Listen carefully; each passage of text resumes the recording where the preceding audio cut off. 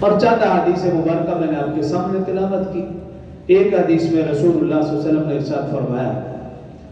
الرجب شہری وشعبان شہر اللہ ورمضان شہر امتی۔ فرمایا کہ رجب میرا مہینہ ہے کہ اللہ نے اس مہینے میں مجھے معراج والا عظیم معجزہ نصیب فرمایا۔ وشعبان شہر اللہ، فرمایا شعبان اللہ کا مہینہ ہے کہ اللہ رب العزت اس مہینے میں آسمان دنیا پر نزول فرماتے ہیں اور اپنے محبوب صلی اللہ علیہ وسلم کے صدقے اپنے محبوب کی امت کی عام معافی کا اعلان فرماتے ہیں۔ ورمضان شہر امتی، فرمایا رمضان میری امت کا مہینہ ہے کہ میری امت رمضان کے مہینے میں عبادت و ریاضت کر کے جب اللہ کو راضی کرتے ہیں اللہ پاک میری امت کو معاف فرما دیتے ہیں۔ حضرت انس رضی اللہ عنہ راوی ہیں کہ رسول اللہ صلی اللہ علیہ وسلم نے ارشاد فرمایا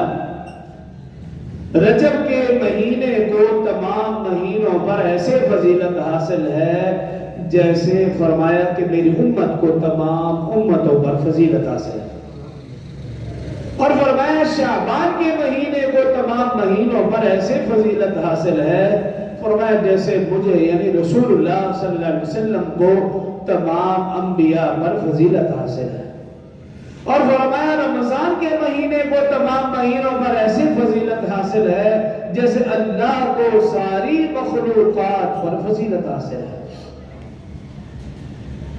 ایک اور روایت حضرت انس رضی اللہ عنہ فرماتے ہیں، روایت کرتے ہیں کہ رسول اللہ صلی اللہ علیہ وسلم نے ارشاد فرمایا کہ رجب اور رمضان کے درمیان ایک ایسا مہینہ ہے جس کے فضائل کا لوگوں کو علم نہیں، اور پھر فرمایا کہ اس مہینے میں لوگوں کے اعمال اللہ کے ہاں پیش کیے جاتے ہیں۔ فرمایا جس کا یہ مہینہ درست ہو گیا اعمال کے لحاظ سے اس کا رمضان کا مہینہ بھی اعمال کے لحاظ سے درست ہوگا، اور جس کا یہ مہینہ اعمال کے لحاظ سے درست نہ ہوا اس کا رمضان کا مہینہ بھی اعمال کے لحاظ سے درست نہیں ہو سکتا۔ اور پھر فرمایا رسول اللہ صلی اللہ علیہ وسلم نے کہ شعبان کے مہینے کو خصوصی اہمیت اس لیے بھی حاصل ہے کہ شعبان کا مہینہ رجب اور رمضان کے درمیان پل کا کام دیتا ہے۔ رجب اور رمضان کے درمیان شعبان کا مہینہ پل، اور پل کی اہمیت آپ جانتے ہیں، ایک شہر سے دوسرے شہر، ایک ملک سے دوسرے ملک کا رابطہ، اگر پل مضبوط تو دونوں ملکوں کا رابطہ مضبوط ہے، اور اگر وہ پل کمزور ہے تو پھر دونوں ملکوں کا، دونوں علاقوں کا، دونوں شہروں کا رابطہ کمزور۔ اسی طرح رسول اللہ صلی اللہ علیہ وسلم یہ ہمیں فرمانا چاہ رہے ہیں، سمجھانا چاہتے ہیں کہ یہ شعبان کا مہینہ یہ پل کا کام دے رہا ہے۔ جس نے رمضان میں اپنے آپ کو، اپنے اعمال کو مضبوط کر لیا اس کا رمضان کا مہینہ اعمال کے لحاظ سے مضبوط ہوگا، اس کا اللہ کے ساتھ رابطہ مضبوط ہوگا۔ خدا نخواستہ جس نے اس مہینے میں کمزوری دکھائی تو پھر اس کا اللہ کے ساتھ رابطہ کمزور ہوگا، اس کے اعمال پھر رمضان میں کمزور ہوں گے کہ صحیح معنوں میں فائدہ نہیں ہوگا۔ اور یہ میرا اور آپ کا پوری زندگی کا تجربہ ہے کہ جب ہم شعبان میں رمضان کی تیاری نہیں کرتے تو پھر رمضان میں ہمیں صحیح معنوں میں عبادت کا لطف نہیں آتا، صحیح معنوں میں رمضان میں عبادت کا فائدہ بھی حاصل نہیں ہوتا، اور اس کا اثر رمضان کے فوراً بعد اگلے دن نظر آ رہا ہوتا ہے کہ ہماری شکل و صورت بدل جاتی ہے، پہلے دن ہی ہماری نمازیں رہ جاتی ہیں، پہلے دن ہی ہم تلاوت قرآن سے محروم ہو جاتے ہیں، پہلے دن ہی ہم سے گناہ ہونا شروع ہو جاتے ہیں۔ اس کی وجہ کیا کہ رمضان کی تیاری ہم نے شعبان سے شروع ہی نہیں کی تھی۔ حضرت عائشہ صدیقہ رضی اللہ عنہ فرماتی ہے، اب رسول اللہ صلی اللہ علیہ وسلم کا معمول کیا تھا؟ حضرت عائشہ صدیقہ رضی اللہ عنہ فرماتی ہیں رسول اللہ صلی اللہ علیہ وسلم شعبان کے مہینے میں کثرت سے روزے رکھتے تھے۔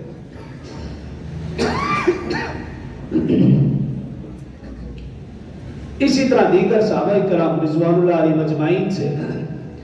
بے شمار حدیث مروی ہیں جن میں صحابہ کرام رضوان اللہ علیہ مجمعین روایت کرتے ہیں کہ رسول اللہ صلی اللہ علیہ وسلم شعبان اور رمضان یہ دونوں مہینے